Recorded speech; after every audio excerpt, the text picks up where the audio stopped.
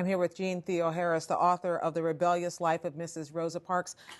I want to ask you about her relationships with some of the names we know in the movement, whether it was Martin Luther King Jr. or Malcolm X. She admired them both, and she even met Nelson Mandela at one point later in her life.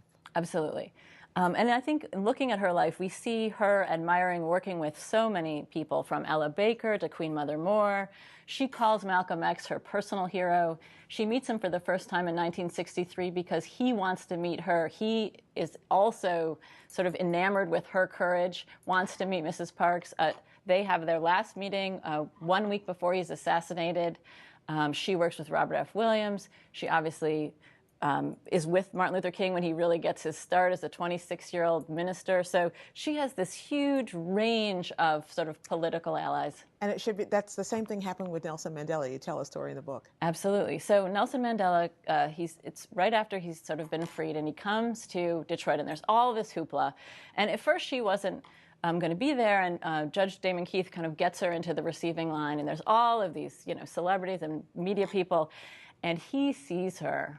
And he just, starts chanting, "Rosa Parks, Rosa Parks." And I mean, I think it's this way that both of these freedom fighters sort of meet, and that in many ways also that her struggle was a global struggle, and what she meant to people sort of across the world. That courage. You spend a lot of time in this book talking about what happened after 1955. She had a lot of economic stress as she moved to Detroit and spent the bulk of her life working for a congressman from Detroit. People don't know about that part of her life. Right. I mean, I think there are 2 points here. One is, right, people don't know about the sacrifice and the kind of suffering that she endures because of her arrest. 1 month into the boycott, she loses her job at Montgomery Fair. She's an assistant tailor. Also, her husband, he's a barber at Maxwell Air Force Base. He is told there can be no discussion in his barber shop of that woman or the boycott. That's Raymond Parks. That's Raymond Parks, who is a political activist himself, and that's untenable. So 1 month in, they both don't have jobs. They never find steady work in Montgomery. They're getting constant death threats during the boycott. After the boycott, they move to Detroit. They continue to have this kind of economic kind of insecurity for almost a full decade.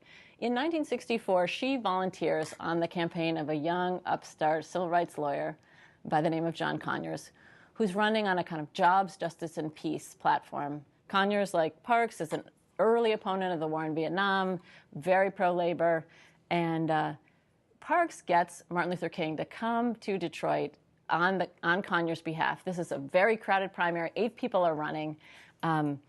Conyers is not favored, but he wins this primary by less than 100 votes. And partly he credits Parks because sort of King comes and sort of raises his stature. So one of the first things he does is he hires Rosa Parks to work in his Detroit office, sort of doing constituent work and being kind of working with the community. And what's also notable about this is 1965. She's been doing political work for more than 20 years. This is her first paid political job.